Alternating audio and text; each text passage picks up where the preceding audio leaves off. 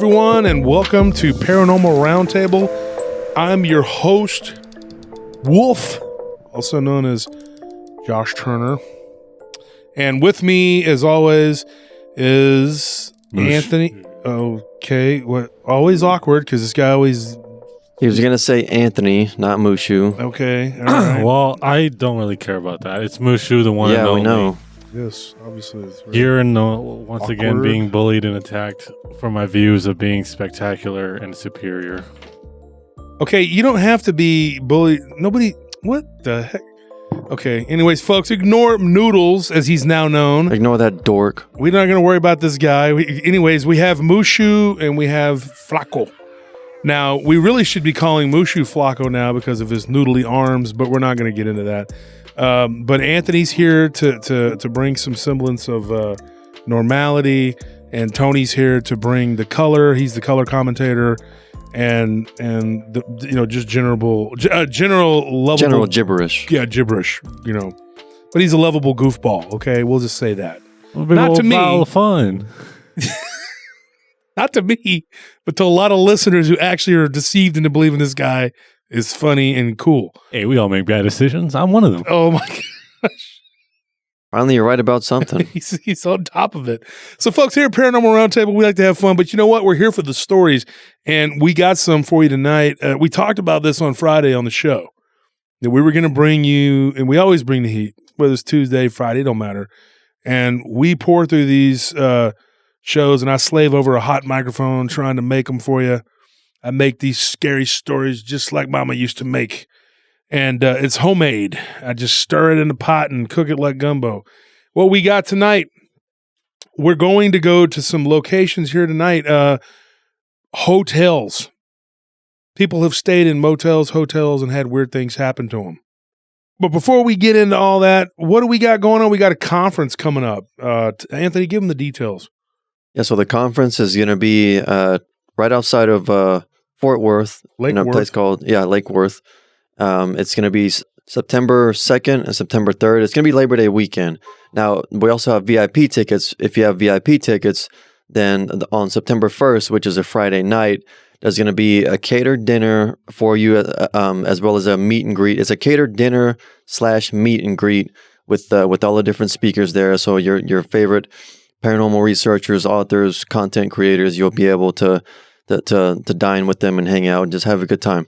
Then Saturday, I may be incorrect, but I believe the dinner is a chicken fried steak, right? Well, we don't know yet because we have to make sure that Daniel Jones is going to scout it out for us, and he's going to let us know because we don't have a confirmation on the type of kitchen that they need. But if not, then they'll serve something else. It'll be something Texas barbecue or something. It'll be something good. There's all kinds of options that we can explore, and we may even take a poll on the show and see what people want to have. Yeah, that might be fun too. And this year's gonna be a little different than last year. We're gonna real quick. We got Ron Moorhead, Sibylla Irwin coming on board, and we got Chad Lewis who signed on, and Adam Davies. So along with everyone else from last year, minus I think just Elijah Henderson said he might not make it, and then who else wasn't going to be there? There was Jody isn't going to be there, and Vault is still maybe. Vault's still up in there. I think Vault's going to make it though. I think he really wants to. So Steve Stockton, it's too bad. Health things going on, is not going to be able to make it. So it's just. But we tried last year. We tried this year. But I like Steve. He's a good guy. But it is what it is. If you can't make it, you can't make it. But we are going to have an all-star banging lineup. I'm telling you, Lyle Blackburn, Ken Gerhard, Nick Redfern, just like last year. Yep. Same people. Barton Nunley, of course, fan favorite. Everybody. We're all gonna. It's gonna be big. And so we got Christopher Garitano coming on, Josh Pinocchio from What Lurks Beneath. Those guys are great creators. Can't say enough about those guys. It's going to be nice. And if I left anybody out, Ann Celine, she's going to do a presentation this year. Bettina Moss is going to do a presentation. Ron Murphy. Ron is incredible. D.A. Roberts, Nick Valenti. So y'all come out and enjoy the conference, and for what the price, it's incredible. And we're going to put the link on the show so you'll be able to go and access it on Eventbrite. and buy your tickets and do them quickly though. We sold out of VIP last year and it was a big hassle. People were constantly asking for VIP. We had 483 people last year. So that's a lot. And I think we're going to have more this year. We're expecting 600 people. So there's going to be a lot of vendors and a lot of different it's just going to be incredible. I'm doubling down. We're hoping that it's going to be bigger this year than it was last year. And I have people over there rooting for us to fail already. And I'm like, go ahead and cry in your beer, dude, because it's going to be big like it was last year. But only bigger. When you come for the conference and have a great time, you're going to still be angry somehow. But well, not the people that come to the conference. Everybody was happy. Like that seems like the exact same person that wants it to fail, but is still going to go and enjoy the conference and have a great time. Yeah. Yeah, I've seen people like that just they will watch every move we make, watch every minute of every hour of every show, and then trash us. Yeah, they pray for your success, but they live off your off of it. Like they pray for your failure. They live off your success. Yeah, and I don't understand it because there's this thing called the block button. That's all you got to do, and just don't talk to us, don't watch us. It actually does us more damage if you do that instead of just being an active participant in everything we do. Because some people like our content, I just think they don't like us. But that's fine with me too. I don't care. I'm happy to live in that gray area in your head. Whatever. You know you're going to skip this part. Free rent. There's going to be a timestamp somewhere in the comments where it's going to let you skip all of this. So actually, basically, the show starts at 7 minutes and 17 seconds. Exactly. And we'll just go in and delete it. So, folks, yeah, check out the conference. Another thing too, we got the Patreon. Yeah. So the link to the Patreon, as well as the link to the conference tickets if you want to buy them, and the link to pretty much anything else pertaining to the show is of course going to be down in the description box of every video we upload to YouTube. So you just click down there. It's got everything you need. The Patreon is at patreon.com/PRT podcast. We have a $5 tier, $10 tier, and a $20 tier, and a $30 tier. And 20 and 30 get you automatic swag bag. 30 gets you a little more. And it just generally helps the show. $10, if you go 3 months with $10, you get a swag bag. We don't have a problem with giving merchandise out. You wear our logo and wear it with pride and tell everybody you know, because you earned it by helping support the show. Now, that keeps us it keeps the advertisements low on the show. We try to keep the advertisements to a minimum, and we don't have to push a bunch of commercials and stuff. And I'm sorry this is long-winded. We have to do all of this. But anyway, let's get to the show. Anything else? Josh Turner at PRTpodcast.com. Send me your stories. Anything else we need to talk about? Or let's get started. I think that nails it. I think they're ready. I think they're waiting. So yeah, I'm going to start off with a bang here. This one was interesting. Now, we had a guest on Friday on the live stream. Now, if you're not checking out the live streams, you're missing out.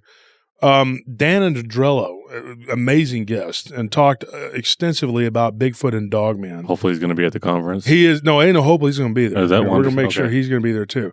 And I also forgot I need to plug Tex from Tex Front Porch. Right. He's going to be there too. So we're gonna do it up. It's going to be big. It's going to be nice. But we're going to get started here. This one comes out of Mason, Texas. Now, if that name sounds familiar. Not only did we talk about it briefly on the show with Dan Andrello on the live on Friday, we've gotten a couple reports out of Mason. Now, we fielded reports, or I did, going way back. This was years ago. This was before you two were really involved in all this. And I think I talked about this on another show. And we kind of came to a conclusion now. Later on, another individual did reach out to us from that encounter.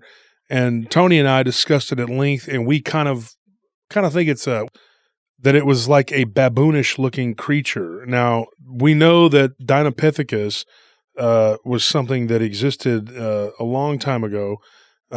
Pleistocene era, I believe. You might want to look that up, one of y'all, see if that's correct. I want to make sure that I'm right. But Tony and me and Anthony have all talked about this, along with Nelly. We know about this case. The people that were involved, the one guy is in the Navy, and he's like a career Navy. And I was able to speak to him months back, had never spoken to him when I first got this story. This story, I think it happened in 2011 2011 or something like that. I'm trying to remember the exact year. But these kids were playing with fireworks, and basically something came out and chased them. We also ended up getting a story out of Mason that was a standalone of somebody's encounter with a creature that looked kind of similar to that. So it makes you think, hey, Mason County, well, it was Mason County. There's something going on there. Now, somebody, and here's another thing. We talked about this. We decided we can't really give out the names of the hotels because I don't know, with the exception of a couple of these that are known to be haunted, I don't know what the ramifications are if we don't know the legalities of everything. If we gave out some names, like we don't know if they'll come after us, which they probably won't, but it's better safe than sorry. Well, if somebody goes into one of these and says, hey, Josh Turner shows that this place is haunted, not everybody wants their hotel, like the one I stayed in Buckeye on the way back from, or the way to California when I was with Anthony and Nellie. I saw something, some kind of specter, and then the guys that owned the hotel, his nephew, that when I checked out the next day, I told him about it, and he asked me if I stayed, and I told him what happened, and he said, "Oh yeah, this hotel's haunted." Of course, he said that if my uncle heard me, he'd kill me, he'd be mad, you know. So not everybody wants that notoriety because I think they think it's going to scare people away, and it might. So if you tell the name of the hotel, I just don't know what the legal ramifications are of that. I don't want to do that. But this was a motel, I guess you should say, in Mason. And this happened back in 2017. And this person was pulling their truck. They were driving a dually, and his wife, they were dog tired, and they were still miles away from their destination, which is Port Aransas. And they decided to stay in Mason for the night, and his wife went in to go take the luggage or whatever. She grabbed the first two bags and says, "I need to go to the bathroom. I've been, you know." And so he said, "Okay, go ahead." So he goes to park, and when he goes to back up, he hits something. Well, what's really weird about it was he goes, "Dude, when I hit whatever it was, I could see in the backup camera of my truck." And I think he said he had a Dodge Ram, which that's the scariest part of the story right there is he's driving that. Yeah. Now, that's the part that gave me nightmares. I was like, ugh, I'm just kidding. Dodge Rams are nice, but he went to back up and he hit something and he goes, "I didn't see anything. I felt like a thud, but I didn't see anything on my camera. It didn't show anything. It didn't register anything." Then, just then, he looks in the rearview mirror and he sees something pop up real quick and then move kind of off into the distance, and he was like, "What the heck was that?" So he gets out of his truck and he goes around the other side, and he's got a flashlight. He's a responsible adult and he has a flashlight with him. And he goes around and he looks, and a guy's name is Sam. And Sam went around the other side of his truck. He looked under there. He checked everything. He didn't see anything. But he heard like what he thought was a guttural kind of growling noise. And then at the last check or final sweep of his truck, he sees something standing between two other vehicles. That is when he saw what looked like, the way he described it to me initially, was like a werewolf. Now, the reason that this story was even told to me was because he told this story to someone who told someone else who actually listened to my show. And the first time I had ever talked about this was on another show, and they had heard me talk about that town. And they said, "Hey, I have a friend who," and so I thought that the friend was the one that had it happen to. Well, when I talked to that person, he was very, very nice. And he said, "No, it wasn't, it was my former brother-in-law and his current wife." So then he got me in touch with Sam, and that's how I met Sam. And Sam was a very nice guy. Kind of reminds me of Larry, the way Larry talks, Yeah. Very, very outgoing, very friendly. Larry Fisher, shout out to him. He's a nice guy, friend of the show, works for us part-time. But he started telling me, he goes, "Dude, I've never had anything weird like that happen to me." And he said what I was looking at, he goes, was standing kind of hunched over. He said that it wasn't like standing up straight. It didn't look like it could straighten itself. It was just kind of hunched over.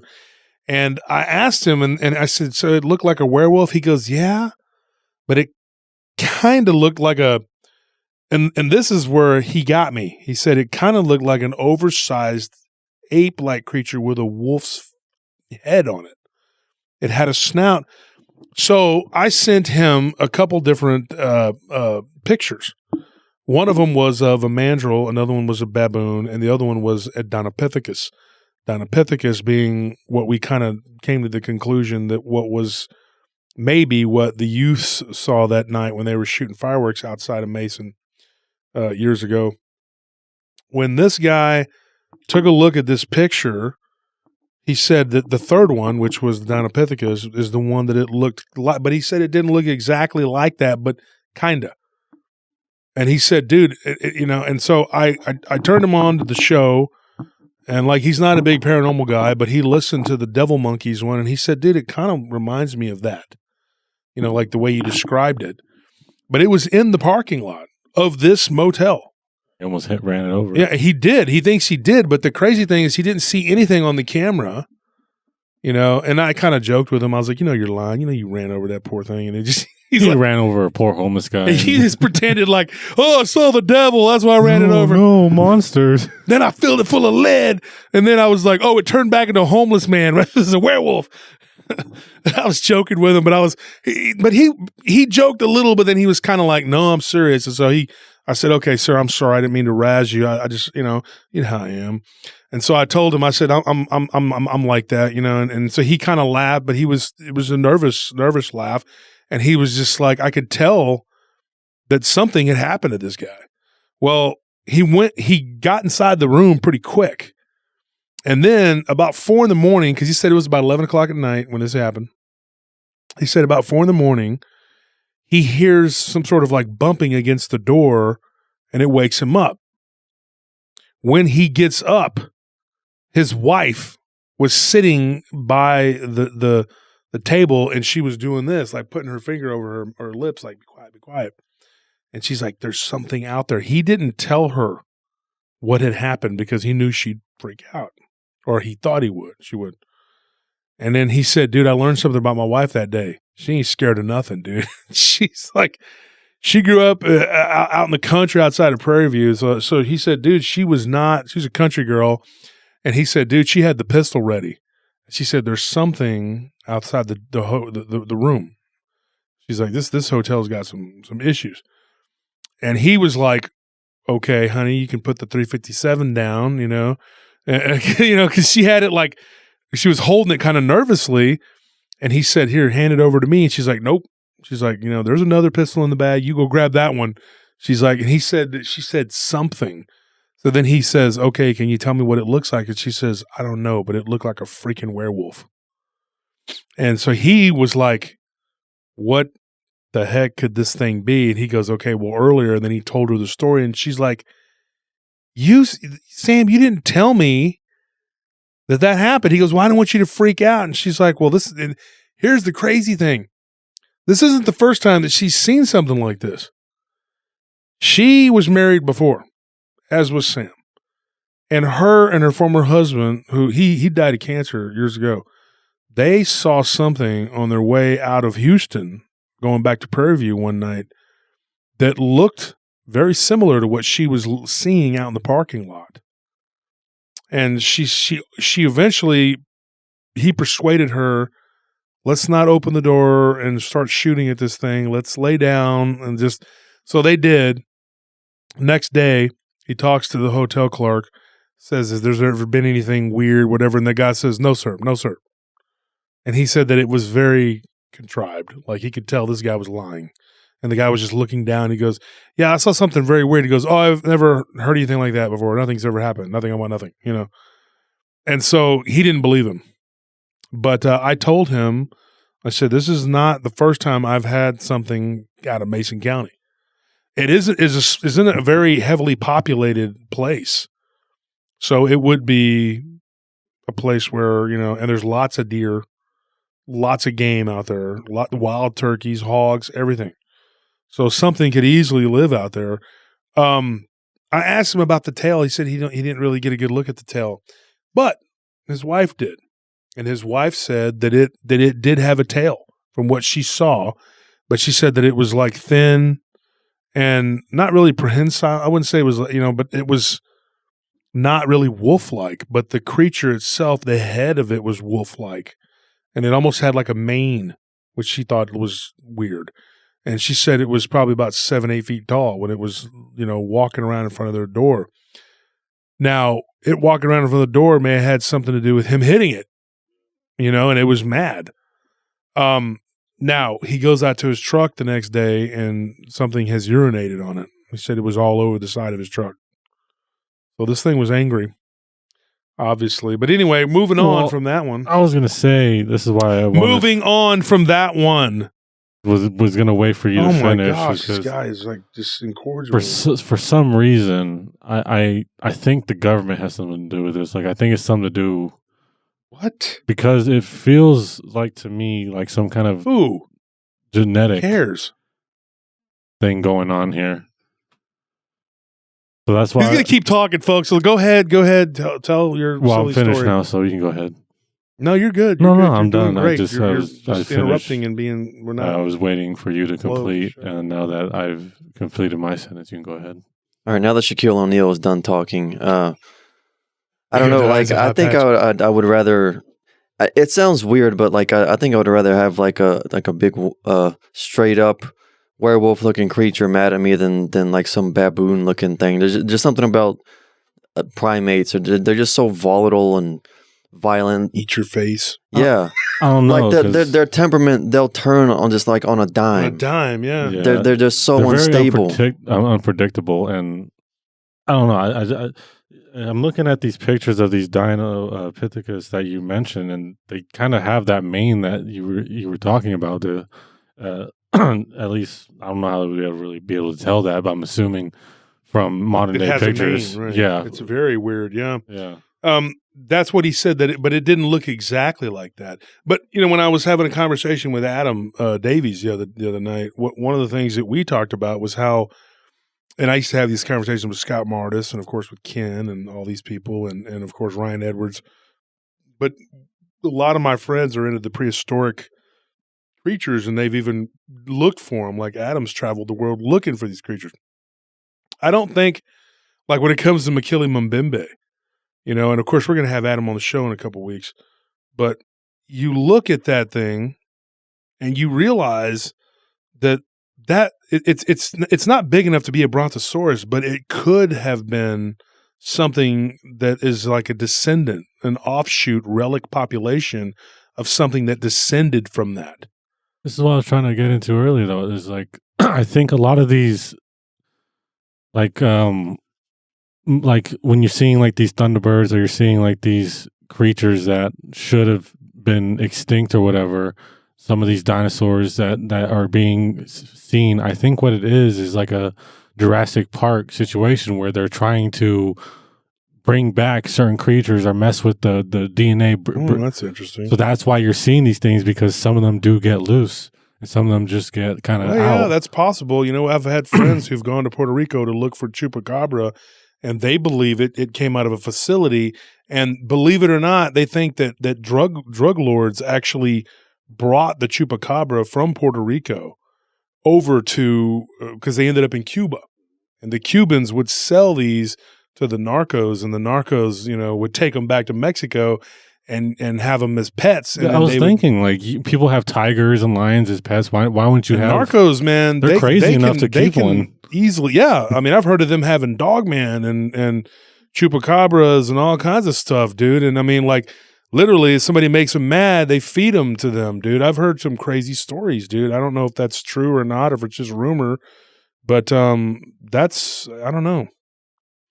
So anyways, yeah, I've heard some crazy stories about narcos, doing stuff like that, and I've known my share of crazy people who have had basically zoos. A friend of me and your stepdad's had one, basically not a dog man, but a zoo with all kinds of animals and stuff. I mean, there's exotic pet dealers all over Texas and Florida. These aren't exotic pets. These I'm are sure, cryptids, like I'm saying, like these are exotic. I'm sure there's some a little more crazy exotic.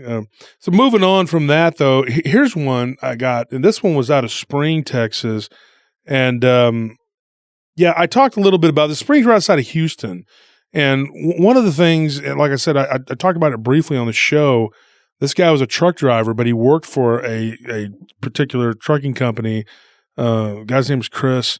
They ended up turning in his truck, and he's like, dude, I decided to treat myself, staying in a fairly decent place, and tired of sleeping in the bunk in the truck, and so he gets a hotel room, and he said, and here it is, 3:03 in the morning. He goes, dude, I woke up out of a dead sleep, and I look at the clock, and it's 3:03 a.m.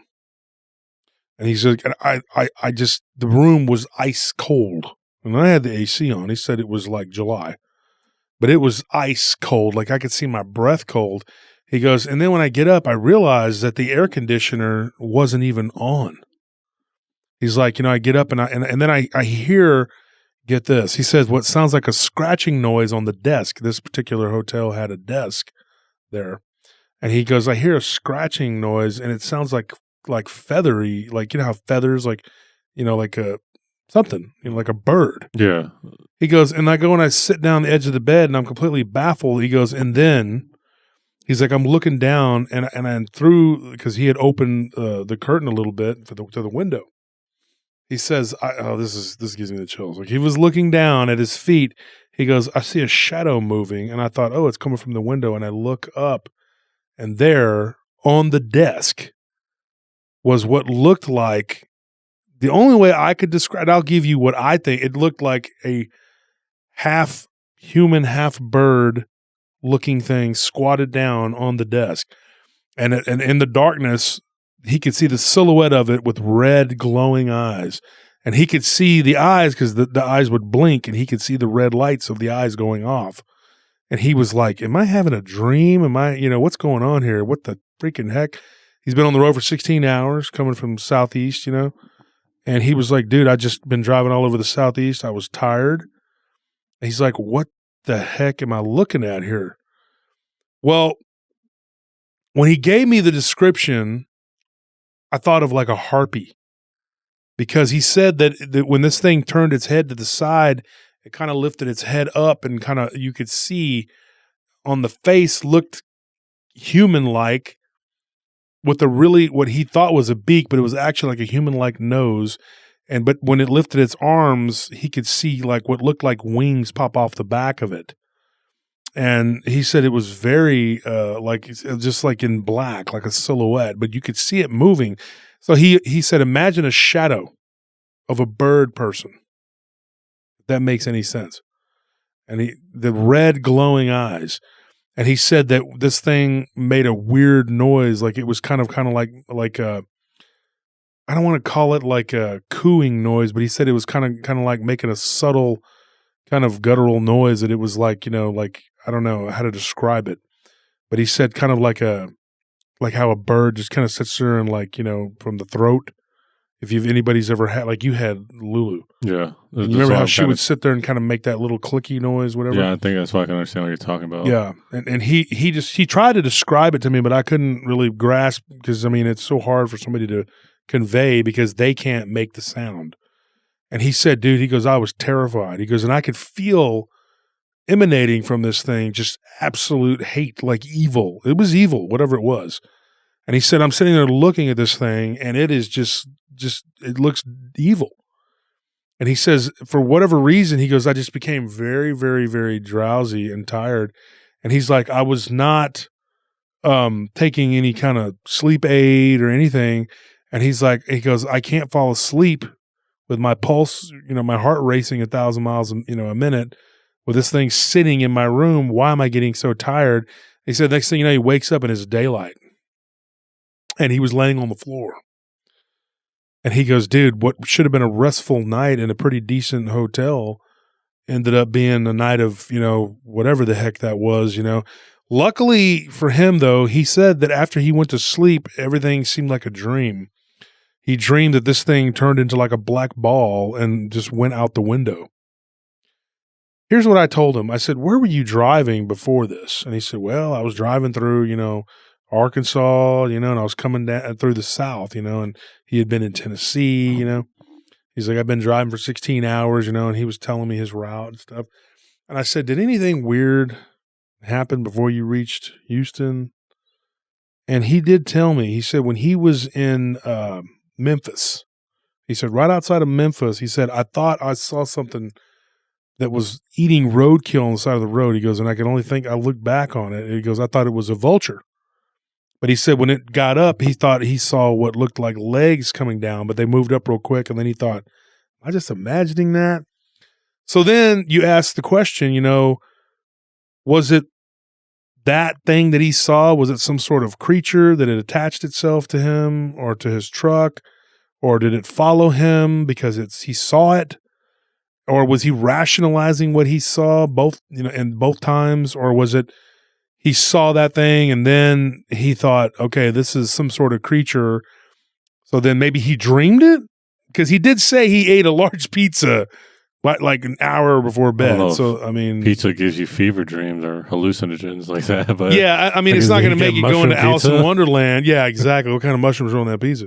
But you got to wonder though. I mean, did he see something? I mean, and it follow him. It's weird because a 16-hour shift is a hard shift, and I'm sure driving too. He's exhausted, and then he sees that thing beforehand, and then he has to deal with this. So now you're trying to connect it. And what I'm really baffles me the most is even if he did, if we say yeah, that thing was in there, he saw it. What did it want? What was it doing? Why did it appear to him? Why would it just make him fall asleep and just go away? A part of me wishes that, if something like that happened to me, a part of me wishes that I could wake up and just have a red marking where I'm like, oh, okay, it took my kidney. At least I know. But just waking up on the floor and having no idea what happened. Wait, what? Well, just would be happy to wake up and your kidney's gone? What happened? Just what if it did something to you and you have no idea? Isn't that a lot worse? I think that's what happened, but luckily he kept all his organs. Well, at least I could know. Well, okay, I don't know Chris that well, but Chris, if you're listening, I'm pretty sure you're happy to have all your organs, unlike I'm sure Mushu Noodle Arms would like his kidneys removed. What is he missing that he doesn't know about? I mean, we can make money on those kidneys if you're willing to part with them. I mean, we really could. I actually know some people. I'm just kidding. I'm joking. I don't know anybody that does that. I know a guy who knows a guy. My point, I know a guy who knows a guy who knows a guy. Look, okay, no, I don't understand your I'm saying point. Okay, I understand. The unknown of what happened to him is what worries me the most. Yeah. Well, there you go. I mean, that's what I'm saying, basically. I did ask him this, and he lives here in Central Texas in the Hill Countries. I asked him, he's a truck driver pretty regularly, and I said, has anything else happened since then? And his simple answer was no. He didn't go, yeah, man, I'm having all kinds of stuff. It's bad over here, man. He just said, nope. Just, no. I mean, and then he told me he had been recently divorced, and I said, oh, come on now. You saw a harpy after you got divorced. I said, dang well. He goes, oh, man, that's not what it was, man. That's not what it was. He goes, my ex-wife was much uglier than that. His words, not mine. He made a joke about that, and I'm not. So anyways, Chris, thank you for that story. And yeah, that was a crazy one, dude. He's actually was the brother of a listener of the show who I appreciate his brother giving that story. But yeah, now hopefully he's a listener. He'll check out the show. But you go back into our archives and there's a lot of stuff, a lot of weird stuff. We got harpies for days. Yeah, there's all kinds of stuff. I don't know about harpies for days. I mean, we have quite a few. I got harpies for days.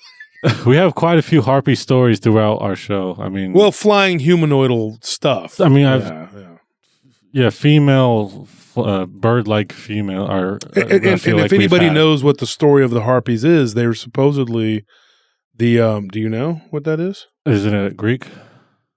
Well, yeah. I mean, of course, the Greeks have stories of all these things, but that's because they're an ancient civilization. They were spawned off the Minoans, but. What it is they were supposedly the cursed women that had bred with the daughters of God, and which were the fallen angels, in Genesis 6.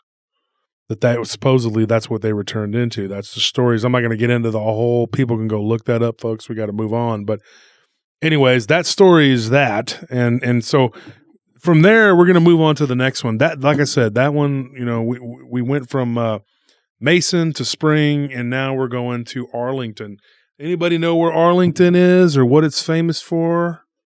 It's the home of Six Flags, the original Six Flags, And I was more of a Slitterbun guy. I don't know if you knew that. okay, yeah, I know that, and that's great. I don't want to imagine you running around in a bikini or whatever it is you wear, Speedos. I wear just the top part of the bikini. Okay, thank you. Now I need that image. So here, Arlington is also the home of the Dallas Cowboys. They have the stadium there, so there's a lot of tourism that's been there. But it went through a rough time at one point, and that's also where the Texas Rangers play baseball. I've been there many times and seen them play. I've actually seen every Major League Baseball team. That's actually pretty cool. Between the Astros and the Rangers games I've been to, being a fan of both. So the Rangers, this guy had gone to see them play. That was the thing. He was there in town to see them play, and he had his brother with him, and they got a hotel room. Well, his brother went out to one of the local bars there and found a female buddy to hang out with, and so he didn't come home. He calls it, "Hey man, I met this girl and I'm going to go back and hang out with her. So you got the hotel room for the night, and the reason that they were there to see the Rangers was because him and his brother, their dad had passed away, and he was a lifelong season ticket holder, and they were good friends with some of the people who actually ran the organization years ago. And so him and his brother on the anniversary of their dad's passing, they decided to go and do something.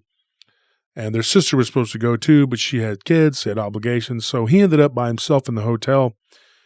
At that time, I remember the mall there, Anthony, how it was just dying and everything was just kind of, Yeah, there was nothing there. it was bad. And some of the bars were named like It'll Do and Why Not. Yeah. I mean, it was very bad, dude, and I heard rumors that there was a strip club there that was like just so bad that the women there were just like, they'd literally mug you in the parking lot. Like, I'm not joking. I heard stories, man. It was a little rough area, and so he said that it didn't surprise him that, something, would have happened, but what happened to him is not what you wouldn't want it, but you definitely wouldn't expect it. I don't know what to classify this one as. It was just a weird story that was given to me. So he goes to get the hotel room, whatever. He goes out, he gets something to eat. He comes back. His brother had gone to the bar because he was tired. He didn't feel like going. And so it was like something that their dad, they used to do all the time. And even though they didn't live in the area anymore. And so he's feeling kind of sad, and just thinking about his childhood memories going to the ballpark in Arlington.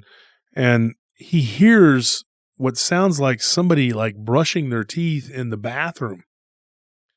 And so then for a second there, he thought his brother's name was Dave. He thought Dave had come back. And so he gets up and he was like, "Dave?" And then the brushing kind of stops. And then as he gets closer to the bathroom, he notices that there is a shadow. So somebody's standing there in the bathroom.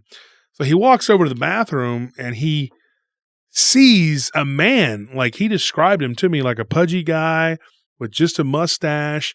He had heavy eyebrows, and he said that the guy had a toothbrush in his mouth, and he was like, "Oh, okay." He goes, "This guy's like standing there in what looks like pajamas, like the guys were getting ready to go to bed." And he's like, "Okay, I didn't know there was." He goes, "This is my room; it's occupied." And he said the guy just starts freaking out and like screaming, like yelling. And was like, that wasn't speaking or talking to him, and literally had dropped his toothbrush and was like looking around, like he was looking around for something to like hit him with. And so the guy grabbed the blow dryer right there off of the bathroom counter, and he goes, calm down. And when now this is where it really gets weird. He says, while this is happening, he said it almost looked like it turned into like a movie. Like I was watching a movie, because the color began to fade into like this weird, like maybe 3 colors. And he said that it looked like it was almost like a blurred image that was folding and becoming almost 2-dimensional. And this is what he told me. And he said that the man started to like crumple up into like what looked like pixels. And then next thing you know, it was gone. It was like this quick, then it was like this wavy blurriness, and then it was just gone. And he walked into the bathroom which now looked different and more run down and old. And he was like, what the heck did I just see? What was that? Like, so that story, it's not real long, but it's very, and then of course, he's sitting there, just kind of perplexed, like, what did I just witness? What was that? So the next day, his brother comes and makes it for breakfast, and he says, man, I'm gonna go shower up or whatever in the room. He's already downstairs eating breakfast, and they're gonna go and do a couple things, and then go. They were gonna go hit what do you call it, the early game or whatever. The train, it was a doubleheader the next day or whatever. And so he goes, man, I'm over there, and I'm like, I'm just perplexed. I don't know what this is. And his brother comes down. He says, and he's white as a ghost. He looks like he'd seen a ghost. And so I knew something had happened. So I asked Dave, and he goes, no, I'm good. Everything's fine. He said, then they're at the game, and I'm about 3 or 4 beers in. His brother tells him, in between, there was a doubleheader. So in between the games, his brother tells him, he says, man, something's wrong with that room, dude. And he goes, I don't want to stay there again tonight. And he goes, what do you mean? And he knew already. So I was like, he says, man, I heard something, and I look over, and in the bathroom, I just kind of peeked my head around the corner, and for a split second, I thought I saw a man standing there shaving. He was like, it was weird. He had a towel around him, and he had shaving cream on, and I could see his face in the mirror when he described the guy. It was the same guy that he had seen. And he goes, then I thought, man, I'm seeing things. So I go and I turn my head and I look at the ground, and I look back, and it's gone. He didn't describe any of the weird, blurry pixelation, 2-dimensional, none of that stuff. It was just like he was gone. So they get done at the ballpark. He goes, and he was honest. He goes, we were lit. He goes, we left the ballpark. We go back to the hotel room, and we're just like, hey man, we want to check out. And so they went and got another hotel, and that was the end of that. But I don't know what was going on there. I mean, I can't even tell you. It's bizarre, and if I had to take a guess, the only thing that really comes to mind, based on the multiple stories you've told me before, is a little story about how you were staying inside a house, and you remember the ghosts there being very like they did the same thing over and over and over again. It was like very like yeah, like she said, like that might be the episode that Anthony labeled the Restless Widow. Yeah, that's like where she so. could say like, oh, I smell my husband making coffee in the morning or something. Like how like it was like they still did what they did when they were alive. You're talking about when I was doing security out by the lake. Yeah, that was a woman. She was a widow too. Mm-hmm. Yeah, but that wasn't the Restless Widow story. That one was. I don't think I've told that one on the show. Have I? I don't remember. I mean, it's not a real long story. I'll tell it on the live. Okay. Next Well, Friday. I mean, basically that's kind of just the gist of what I like. It reminds me of is basically just a ghost stuck in like doing what it did when it was alive. Just habits die hard, like pun unintended, but where he's just shaving in the morning like he always did. And I think the first time it probably just really freaked him out because, if you were shaving and someone walked into your bathroom, you'd be trying. What if it's an alternate reality? And well, that's what I was gonna say. Like could be something like that too. It could have been a case of like 2 parallel timelines intersecting to where different people can be occupying the same space at the same time, but somehow, some way, they end up seeing each other, or one of them ends up in the other's reality that's not their reality, but it's in the same physical space. Reason I don't was because I thought that too, but the only reason I turned away from that is because the brother saw pretty much the same thing. Same thing. That's the only reason it made me think, because like if it was an alternate reality, wouldn't that other guy also be like, there was something weird going on in my bathroom, and then not do the exact same thing to where the brother could see it? So then that's what I was starting to think, like, oh, maybe it's something that happens all the time, and it's like something on a loop, or like something like that, to where like in the morning, every morning this ghost would get coffee. It was something like that. What if though that particular timeline intersects regularly, and it is the same hotel, but it's not the same person. Maybe that guy had that hotel room at that time, and in an alternate reality, but then sometimes it's somebody else, and they're just seeing each Well, other. It would explain why the guy he saw in his bathroom saw him. Then that person started freaking out, and it's like they were panicking, and then they disappeared. It's Maybe it's like they went back to their reality. what time loops are. Remember how we talked about I'm bringing up all kinds of stories from all over the place, but the story about the saber-toothed cat that attacked the man right outside of Prim or whatever. And it was like, what we were trying to figure out, like, what was that? That's on the Las Vegas. Was that a time loop? Sin City? I think so. I think it was like on the road, yeah. But it was like, was that a time loop? Like, what is that? What if that's what time loops are? It's like, it's when these parallel universes kind of just intersect, and because that's the time that it intersected, that kind of space is caught in a loop to where, like, anytime where like these two universes kind of hit each other, then that little specific point is caught forever, because that's the point of contact. Mm-hmm. That's why he could still be interacted with, is because he's still interacting. It's just repeated over and over and over again. Yeah, I don't know. It's weird. That is weird. It brings up a lot of weird questions because of the fact that he did interact and freak out when he saw him. And is it certain places where realities intersect, or is it certain people who can, whether they realize they do it or not, move in between one reality and a parallel reality? The reason I'm saying that is because this story reminds me of like this show that I watched recently, where there was this kid who would go missing in his reality, but like nobody kidnapped him. He would be in the same physical space that he was in his own reality, but in a parallel one. So he would be there, and he would just kind of go back and forth. So he would like disappear and then reappear. Yeah, that when you get to the alternate realities and the parallel universe, it's so weird. I mean, like the story we covered about the haunted, was it prisons? Yeah. Well, no, but I don't know if we told it on that one. I don't think it was haunted prison. I think it was. But it was about prison. A guy stories, he would go to sleep, and he would do 12 hours in one reality, 12 hours in another. I don't know. That was a weird one too. That one's really bizarre. Yeah, but anyway, moving on here. So this one is from a very famous hotel. We have one from the Driscoll, but we're not going to get into that one tonight.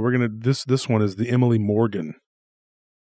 This is the hotel that we all famously stayed at. Yeah, and I'll tell that one really quick what happened. We didn't know that we were going to be staying at a haunted hotel. We were coming back from Port Aransas. That's funny because the guy that was on this show this one about Mason, he was going to Port Aransas with his wife. Here we are. We were coming back from Port Aransas, and we were like, hey, it's the weekend. What better place to hang out on the Riverwalk and have fun in San Antonio? And so myself, my wife, and these two here, we decided to stay. And now my wife, at first, she thought that I was playing games and that I had told y'all to pick that hotel, but that's not what happened. We were actually, it just ended up, I said, hey, find a hotel, and that one had a good deal on Expedia, wasn't it? Anthony was looking around. He goes, oh, well, this is a great deal. And we were like all looking around, like, oh, obviously that's the best choice. And Nellie had literally said, I don't want to be staying in a haunted hotel by the Alamo. And we stay in a haunted hotel right across the street across the street from the Alamo. And we go in there, and Nellie's like, this place is haunted. Look at, there's like a newspaper thing about it. I was like, no, it's not. And she's like, and the hotel clerk, she's like, yes, it's very haunted. Yes, we're known for this. This is Emily Morgan. I'm like, oh, okay. I looked at my wife and I was like, I did not mean to do that. That's not how I like to do things. I wasn't trying to. Literally, there was an article about it being the second most haunted hotel in the country. It was a USA Today poll behind the Stanley, which is where The Shining was. But then we had some weird stuff happen to us, but nothing like we've told that before. We're gonna get into that. But we had a few little weird things happen, like the real quick the phone always being moved and off the hook. And then the water coming on by itself, and the TV blaring, and a bunch of stuff. But I mean, not a bunch of stuff, but it was creepy and unnerving. Now we stayed on what floor was it? We stayed on the ninth floor, which was the surgery level. Yes. So because we talked about it on the show, and this guy's name is Phil, and not Phil Stern. Not Phil Stern, the German who had the Dogman experience over there. but the different guy. And this guy doesn't pick chocolate out of trees and like Phil does and stuff, and whistle the hills are alive with the sound of music. Now, this guy had a horrifying experience. In fact, it was his wife that reached out to me first, but she could not even tell the story because it was so. I don't want to say I guess if it happened to me, I'd be terrified. Now, this kind of goes along with what we were talking about earlier with an alternate timeline, because if this happened to me, I don't know what I would do. I mean, I'm honestly, I don't know what I would do. I mean, we've had a lot of crazy stories come to us out of that area right there by San Antonio, even from the bookstore, the lady at the bookstore. And then when we were remember they had the museum exhibit? Mm-hmm. Remember that? And people were saying that their weird stuff was happening. That was all a battlefield at one time, and lots of people died. Well, before the Emily Morgan was even there, it was already a battlefield where blood and emotions, I believe, saturate the environment. Any paranormal investigator worth his salt, trauma, they'll tell you. So I don't know exactly. I know that was the surgery area, and so this is what happened. They got off the elevator after they had been out on the town. Now, Phil did tell me that him and his wife had a couple drinks in the hotel bar. He goes, but we weren't smashed. He goes, he's in his 50s, when this happened. He goes, I don't go and get smashed, hammered, He's like, I was there on vacation. I wasn't trying to, get all, liquored up, whatever. His wife is actually from the UK, and he's from Pennsylvania originally. So they were there for a few days, and then they were going to go to Austin and come here and see the bats and blah, blah, blah. And so they were having a Texas vacation, and they were there, whatever. What was so unnerving about it was like when they stepped off the elevator, it was like they were in another dimension, like not another dimension, another reality. And they saw two people wheeling a guy on a gurney down the hall, and they were like, what is going on? And there was a sheet over this guy, and they heard someone screaming over and over again, I'm not dead. I'm not dead. And he kept saying it over and over and over again. And it got louder and louder and more pronounced. What was really weird was that his wife said that she could see the hotel lobby, the elevator lobby area, like almost like through the commotion and all the stuff that was going on. People rushing around in white coats and stuff. And she said that you could see the lobby, but it looked like it was see-through. Like you could kind of like, if you were looking at a ghost, she's like, that's how the elevator lobby looked. Like it was see-through. Like, it was like in the background, but, and what they were witnessing was solid flesh and blood. Like these looked like solid flesh and blood people, but they were paying no attention to them. And as they were wheeling this guy on a gurney, there was another guy that they were wheeling on a gurney, and it looked like he was unconscious, but he was covered in blood. But they, and he said, that she had heard of us talk about the Emily Morgan, and she said we had a terrifying experience there. She's like, you're lucky you got away with just what happened to you. It wasn't nothing like what happened to us. She said that it felt like it went on for like hours, but it was probably only a couple of minutes.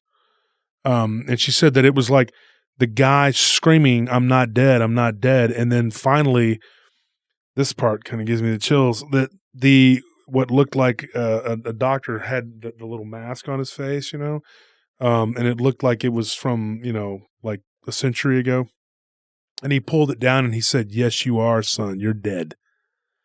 And at that point, he pulled the sheet back, and the guy sat up and reached out to them and said, you got to help me. You got to help me. I'm not dead.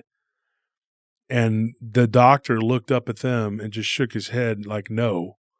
And then they just like stepped back. When the elevator went ding, they stepped back into the elevator. And then when the elevator door closed, they were hitting the button to go down, and it didn't work. The elevator door opened again, and they were back on the 9th floor. And then they just stepped out of the elevator, and then they just were like, everything was normal. And that was it. And then they went to their room, and of course, they debated talking to the hotel people and being like, hey, something really weird happened to us, blah, blah, blah. But it was so unnerving that they just let it go. They didn't even talk about it, whatever. And her son listens to my shows from the UK. Shout out to him, Jeremy. And he told her, Mom, you should listen to this guy's show and be more scared. And she's like, okay, yeah. And then she got terrified and then got so scared that her husband had to tell me. But as we were talking, him and I, she was in the background. I could hear her, whatever. And then finally I got her to say a few things, but she didn't really want to relive it because it gave her nightmares. But can you imagine the person's screaming, I'm not dead, I'm not dead. And then, they pulled the sheet back, and she said that when he turned his head, part of his face looked like it was gone, and he was talking out the side of his mouth. And then when he sat up and reached for them, she was just like, I lost it. I started screaming. And the crazy thing was that nobody reacted. Like nobody came out of the room and said, hey, crazy lady, you're screaming, nothing happened. It was just like, and when they got in the elevator, they pushed the button to go down to the lobby, and it didn't do anything. It just opened back up and spit them right back out there. So, what that was, I don't know, but I'm glad that our experience was minor, because some of the stories I've heard from the Emily Morgan are not even nearly as extreme, but still a lot worse than ours. Yeah, especially finding out about everything afterwards. We definitely got lucky in what we experienced. Mm-hmm. We stayed on, I think, one of the worst floors in one of the worst hotels on complete accident, and we still came out of it pretty okay. Unscathed. Yeah. Copious amounts of alcohol, though, did help. That we all went out and had some drinks. Well, that's just a deal with Anthony, really. I mean, and then we came back, and everybody just kind of went to sleep. But at one point, when I was in the hotel room by myself, it was not pleasant when the water came on and it came on in the middle of the night while we were all sleeping too. And then the TV just turning itself up, and then the TV just being on. Like we had left with the TV. Yeah, I remember waking up a couple of times and I was like, who's watching TV right now? It's in the middle of the night. It's weird.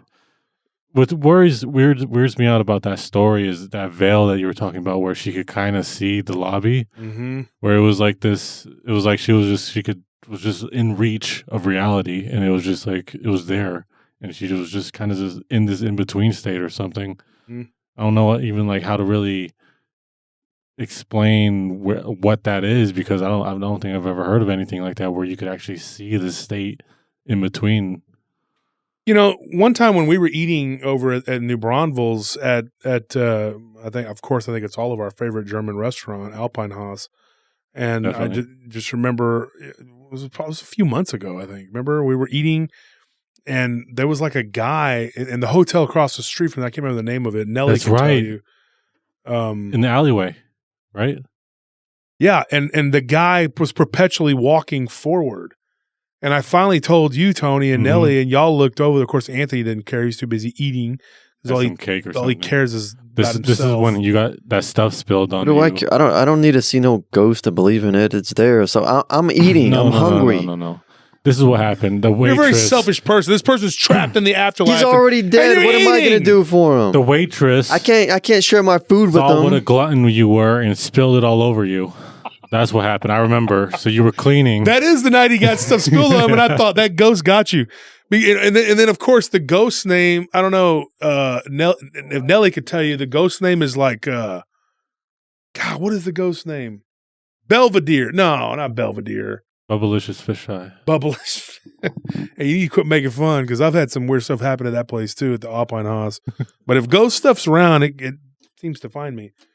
But anyway, I saw that, and I turned, and you and Nelly saw it too. The guy was just like, I said, I didn't say anything at first because it didn't look that weird. I didn't really see what you were seeing. But he was constantly just walking forward. But when you were just looking at, like, once you just stare at him, you're like, he's just constantly moving, not going anywhere, just moving. He's moving, yeah. It was just really weird, but it was like something that if you weren't just looking at, you wouldn't notice. You wouldn't. But I was sitting there facing the window. Yeah. But at least you saw it, unlike Anthony, who's getting food spilled. We were being cleaned and stuff.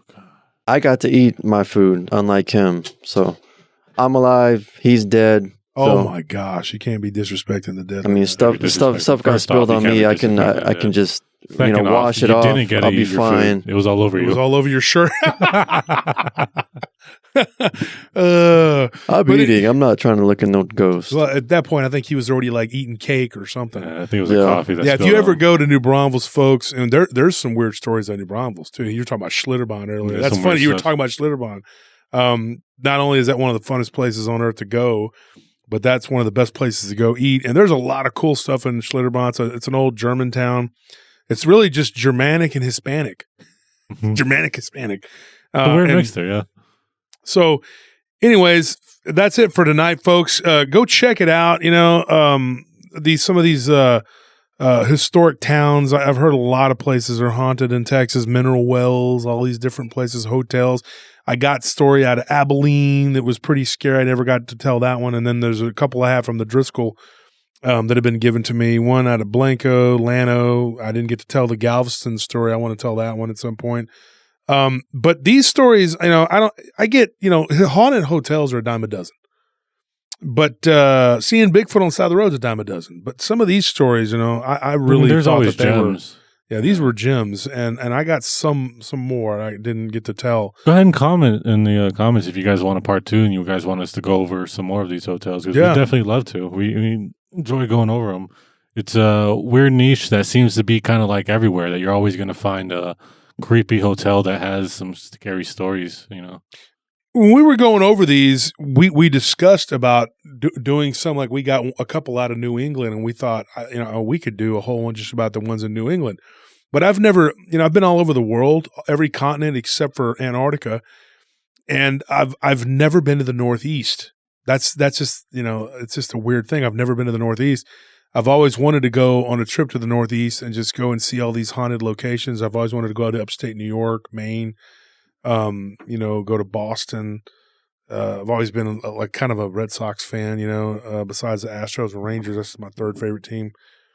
So I always just thought, I'd go to Boston one of these days, never did. Hopefully I will someday, but I'd love to hear your stories if you got any from different parts of the country, Northwest, Southwest, Midwest, Northeast, Southeast, wherever you're at.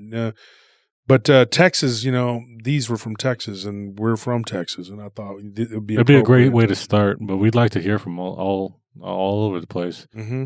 And thank everybody for listening. Make sure you guys go onto the Facebook group and go onto the page, because the Facebook group, and go onto the comment where we comment this show will be dropped on there. Yeah. Mm-hmm. And then if you drop a comment, if you drop a comment, you will be, if we like it, we'll choose one of you guys, and then you guys will be able to win something special. We do it every show. Book. And if you miss that, which, you can always go next week, but in case you do miss that, you can also go on Friday, where we also do more giveaways. So there's always a chance to win here at PRT. We're always more than willing to give stuff away. And another thing too, folks, yes, Mushu will become more accessible. People are asking about Mushu. Yeah, I've already created the email. I'm going to start a new Facebook and a new Instagram, and I'm going to try to get more, get that started, so I become more accessible to you guys and become more available to speak to you guys, and, be a part of the group a little more. Yeah, because he's never been a big social media person, and now he's realizing that for some ungodly, unholy reason, people like him. Like I said, superior. Oh my gosh! Yeah, I just threw up in my mouth. But so people actually have asked me. They're like, "How do I contact Mushu?" And I'm like, "What? Why on God's green earth would you want to do that?" But people also eat tarantulas at festivals. I mean, it's not that they like him; they find watching him amusing. I said it for. There's a difference. I'm the bad decision. It's like watching a clown. I'm the bad decision. It'd be so what funny. What do you mean I'm funny? Funny how? So true. Funny like a clown? I amuse you? Yeah, you do. Actually, yes. Yeah. Funny like a clown. Your arms noodling, waving. I did waving. Your noodle arms waving in the air. Inflatable arm flailing tube man. Inflatable arm flailing tube man. So, folks, that's it for PRT tonight. Don't forget, like and subscribe if you like me, or if you like the show. You can hate me all you want, but like the show. Okay? what is it? Hate the sin, not the person, right? Like the show, hate the person. I don't care if you hate me or like me, but like and subscribe. Hate to the show. person, love the podcast. Don't blame the show for me being the way I am. Look, I'll tell you what. Every time we do a show, live stream or regular show, whatever, go and join the Facebook group on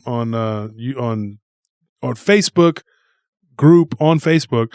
We will drop the show from YouTube link, and all you got to do is leave a comment. You can win a book, so you have a chance to win right there. And then every Friday we do the Wheel of Destiny, Breaking Wheel. the Breaking Wheel. I keep forgetting the name of it. Every week we do Friday the Breaking Wheel. And if you're chosen, we do about 3 or 4 people a week on average, and you can win anything from an autographed book to a hoodie to a what do you call them? The mugs? What do you call them? The tumblers. Tumblers. Yeah. You might win that. You might win a T-shirt or something magical. We don't know. But yeah, you have a chance to win stuff from us. And don't forget the conference, September 1st, 2nd, and 3rd. The first on First Friday is is the VIP dinner. Go get your tickets at Eventbrite. 2nd annual Dogman Cryptid Conference. Don't forget, and it's right outside of Fort Worth, and it's literally right there at the home of the Lake Worth monster, where a lot of people have seen this creature. Some people say it looks like a Bigfoot, Dogman, Goatman, whatever. But anyways, there's a whole bunch of stuff about it. Lyle Blackburn's done an extensive deep dive on it, and he'll be there along with a lot of our other pals. And you come, and we will deliver. Okay, guys, that's it for tonight. Thank you for tuning in to Paranormal Roundtable. We hope you sleep well, and if you're in a hotel, well, I hate to be you. Good night.